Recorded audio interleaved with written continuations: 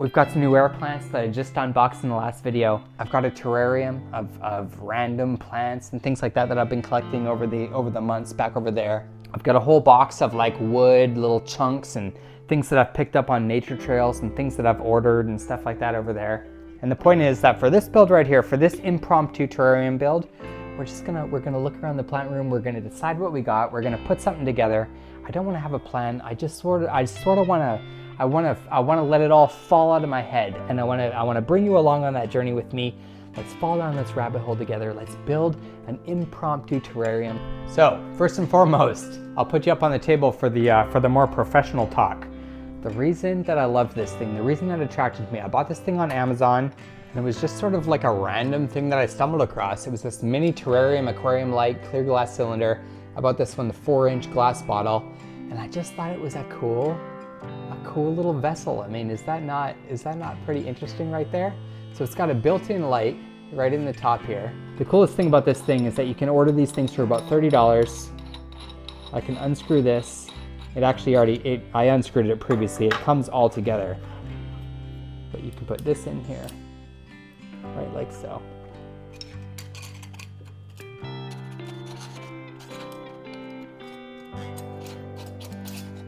Screw this thing back together, and here's my glass.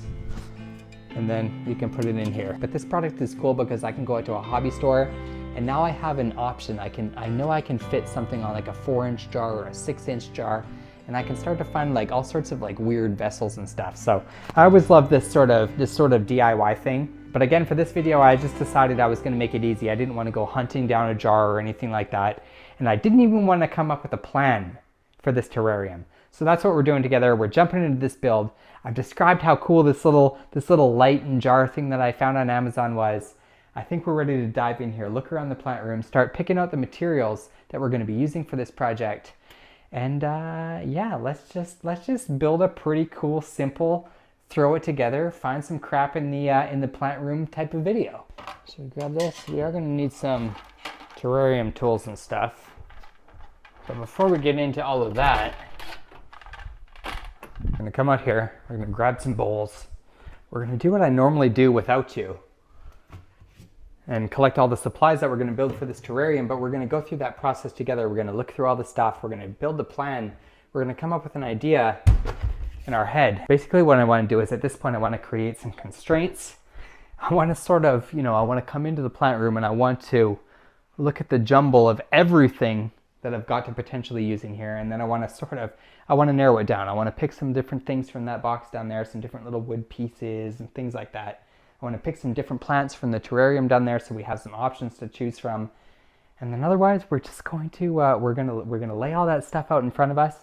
We're gonna organize it into bowls, and we're gonna let something pop out of us. We're gonna let something fill this terrarium back here, and at the end of this video we'll see what we got. Should we go for the plants, or should we go for some like little wood chunks and things? I think we're gonna go for the plants. I mean, this is still my favorite terrarium plant, this little bamboo peperomia, but I love these ones right here as well. This is a Moon Valley Palea, and I think this healthy looking terrarium plant would be perfect for our new jar, although I don't know. So we're gonna choose a couple just so we have something to choose from. Let's grab some of the smooth moss just in case. And we'll take one of these creeping figs out of here, or what is it, Ficus pumila. This one, no. I mean, this could be interesting. This one I think is still my top contender. I think that's about it. Really, I think one of these Moon Valleys has been speaking to me. And I've been wanting to do something with this plant for a long time, but I also really wanted to do something with this air plant back here. Would they possibly work together? Could we check? Sometimes if you just put something side by side, I mean, it's a little bit weird, right? Before we get ahead of ourselves, let's decide on the rocks or the sticks or anything like that I've got in this tub. So we've got all sorts of cork bark. This is too big. We can't really use this. This dragonstone might work pretty good. We've got all sorts of dragonstone. I just love this stuff. I actually feel bad because when I first got this dragonstone, I wrote the company that I wasn't too happy with my pieces that I got and everything.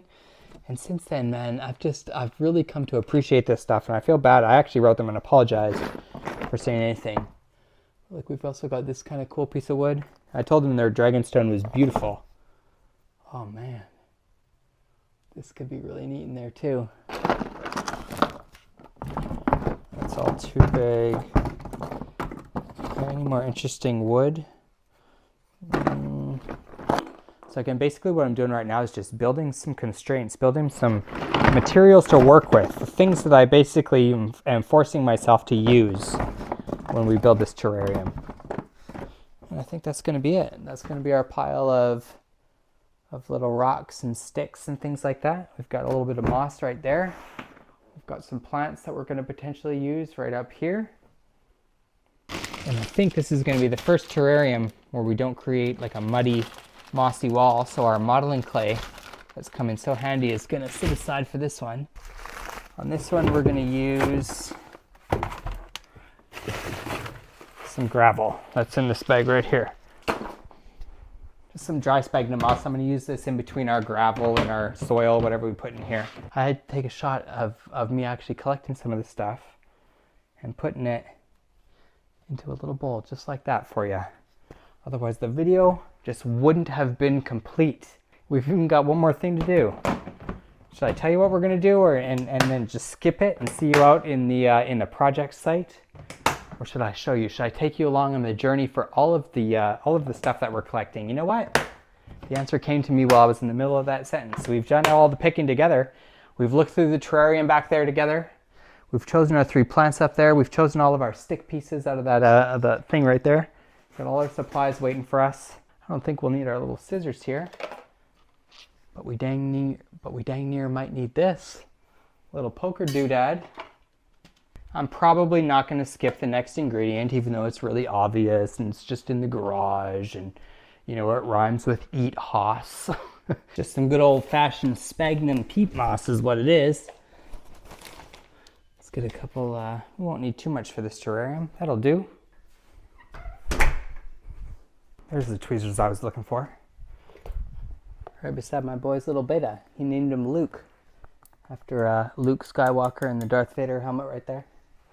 Anyways, I've got my tweezers. Want to say hi? Hi. And now we've finally got all the supplies, minus actually the most important, the one that I forgot, the terrarium.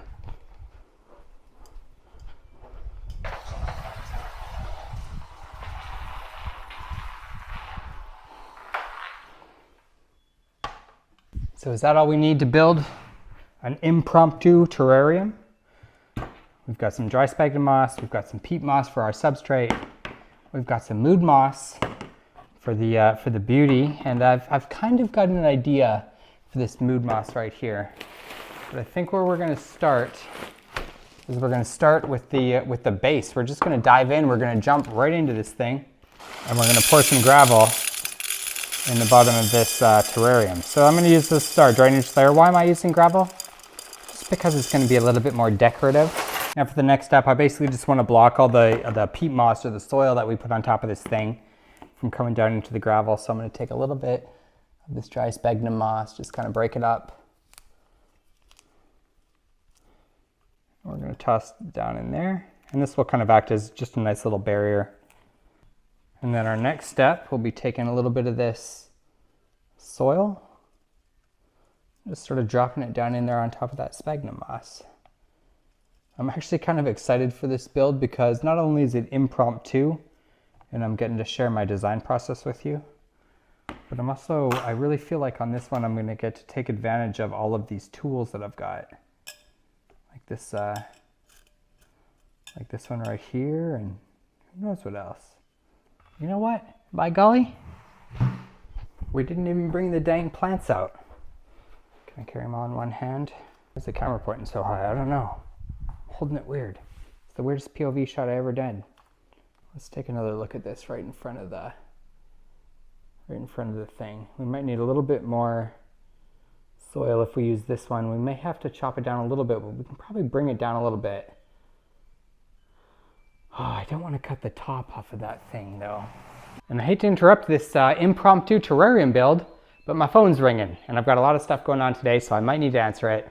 Let me go get that and I'll be right back with you. But you know what, while I was on my phone call, it's a little bit soggy right now, but I was thinking that this might actually go really well with that purple plant that we've got out there. This is like a really brilliant kind of white air plant.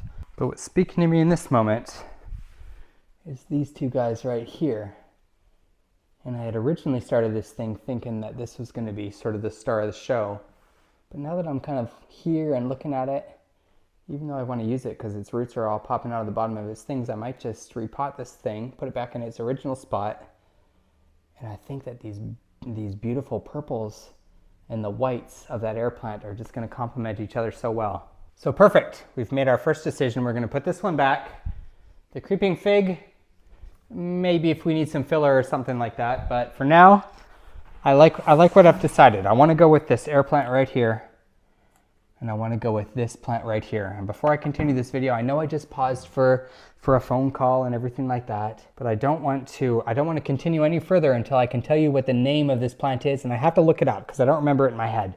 Again, another intermission. So the purple plant that we're using is a Ganura aurantiaca purple passion. And the air plant that we're going to be using is a Tillandsia tectorum air plant. We just unboxed this in the previous video if you want to check that one out. So there you go, purple passion, and I don't even remember what the air plant is called. We're not going to focus on that. The beautiful whites of this air plant, the beautiful purples of this purple passion right here. I just think they're going to complement each other so well. I think at the end of this video, when we put this little puck light on top of it, the reason that I bought this thing, I think these things are going to sparkle with the mist that's adorning their leaves. And for now, I want to stop rambling. We got to get into some actual design of this thing. Let's actually jump into here. Oops, should I actually be putting you in this spot? No. My arm can't take a rest yet because we have to choose. Let's actually narrow down some of these little sticks and stuff. I don't know. Maybe let's just do like, we'll choose between this stuff. We'll make it simple. We'll give ourselves one constraint. This is the dry pieces that we can use. Yes, some very fine little roots right there. So I'm going to be extra delicate with them. I'm not going to trim these roots or nothing. We're even just going to give them a little shake off. Should I use my tweezers just because? I think I should. I'm going to be really gentle when you're squeezing your things. Isn't it weird? You ever think about how strange it is? I think about this when I'm cooking like pasta, like noodles and stuff, of how you can almost feel the texture of the noodles through the tool that you're holding in your hands. That's how sensitive our hands are. I'm actually purposely trying to put this towards the back in here. So let me dig down in here and see if I can just get it a little bit deeper. Okay. Sometimes if you just sort of shove it in there, sometimes you just gotta be sort of aggressive. I mean, it just is how it is. But now we've got this thing nicely planted down in the dirt. Shove that down in there like that. I don't want to give it too hard of a nudge with my fingers, so maybe I'll push it down with my tweezers a little bit. Whoop. Let's maybe pull some of these leaves back out gently. Okay. What's up with this one that's kind of squished in there? So we've got our air plant in there. We've got our purple passion plant in there. Hopefully not too much reflection so that you guys can actually see that. I was hoping to put like a piece of wood like this, but I mean, I can tell right off the bat this is way too. I'd have to saw this thing down. I'm not really interested in doing that. I could use this little Y shape. It could add a little bit of interesting texture. Or I could even just use this tiny little nub. You know what I think I'm gonna do instead? I thought about it, I debated on it. We're gonna bust the old modeling clay out. I've used it in every single terrarium. I guess it's just something inside of me. I can't help but use a little bit of modeling clay for all of my things. But I'm gonna use it for something a little bit different on this time. I'm gonna use something I've been inspired. I've been seeing pictures of terrariums on the internet when I'm surfing around on that computer back there, editing my videos, watching YouTube and all of that sort of stuff. I've been so inspired. I'll show you that in a second, but first let's grab our clay right here and take a look at that. You see how those moss balls are sort of, they're just in like little balls a little bit. They're kind of circular and things like that. I find that so, I just know, I find that so interesting. So I know this terrarium isn't anywhere near the same, but I've been thinking about like, how do you create those little moss balls? And I think I'm gonna try my hand at it. I think I'm gonna create just a bit of a muddy substance, just like I do when I wanna stick moss to walls. I'm gonna create a bit of a muddy substance with this modeling clay. And then of course we'll throw in some of our soil and stuff like that. And I'm hoping to sort of create little meatballs that I can wrap some of our mood moss around, and maybe we can pop some little mossy balls down in the bottom of our terrarium here. I don't need too much for this. I'm not trying to make like a real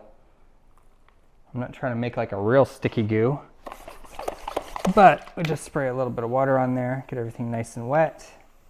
And the idea with all of this is just so that I have something that's a little bit malleable. I'll even throw a little bit more soil. I don't want these to be too sticky, in fact.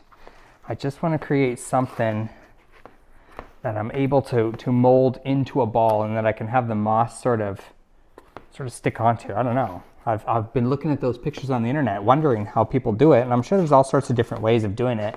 You just got to create something circular under the moss ball, and that was my idea too. Tiny little balls. There we go. Okay. There's a few things that I want to do before we progress any further on this terrarium. Number one, I want to point out that I always wash my hands in between the process. It keeps the glass cleaner. It makes your whole life easier. It makes a whole lot less cleanup in the end. It's just one of those things that I've learned as I've built a few terrariums here with you.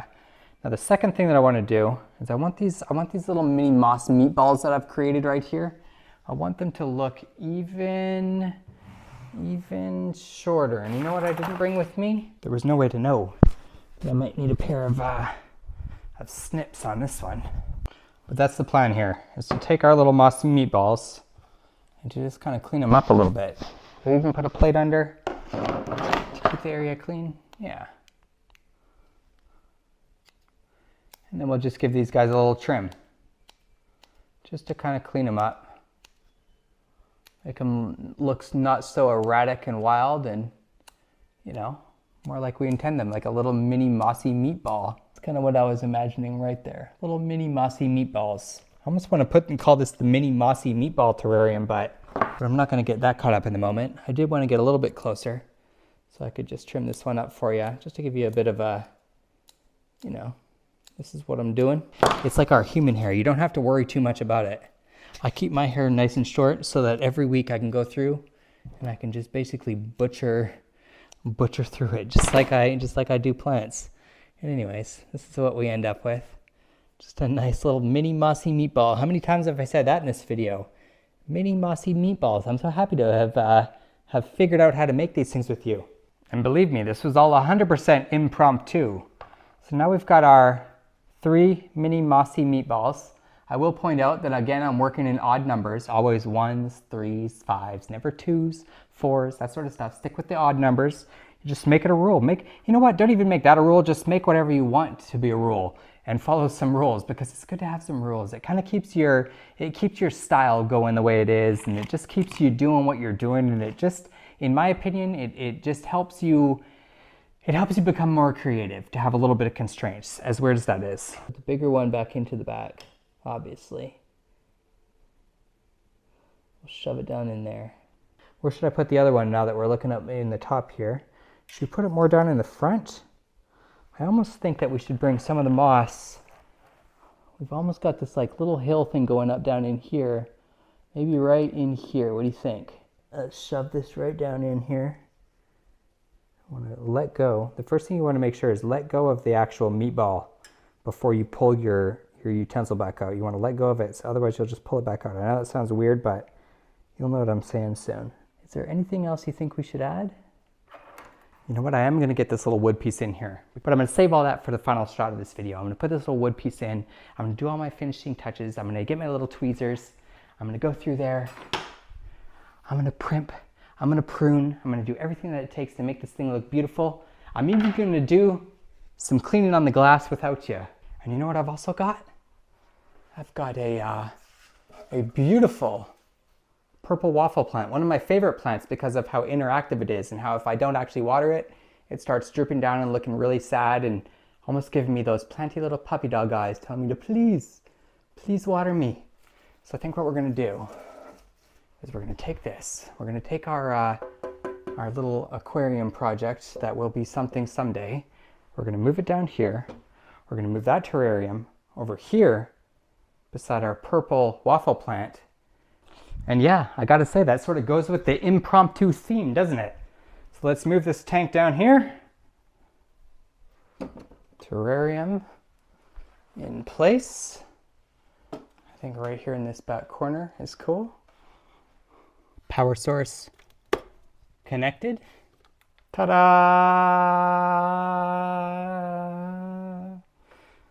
So this air plant right here, like I said, it's not quite glowing yet, but eventually this thing is going to be fuzzy. It's a little damp. I spritzed it a little much. I shouldn't have done that. But it's going to be fuzzy. It's going to be white. It's going to be beautiful. It's going to go along with this purple passion so perfectly.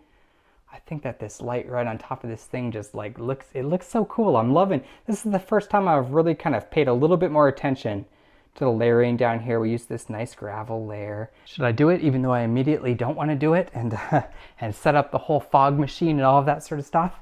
Is this terrarium? Is this impromptu purplearium even fog worthy? I don't know. We're about to find out because you know what?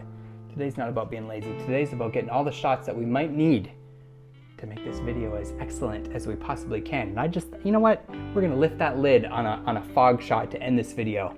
The nice thing is it fills up pretty easily. Are we ready for the finale? Should we move our plant in place? Should we actually create a little bit more ambiance with this plant? I think we can do better. I think we can do better with this design back here. All right, waffle plant. This is gonna be your new home and your new job. We're hiding this ugly cord. Just a pinch, just to fill it back up.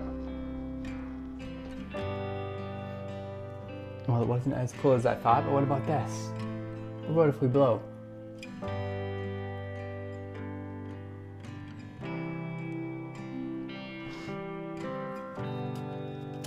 Anyways,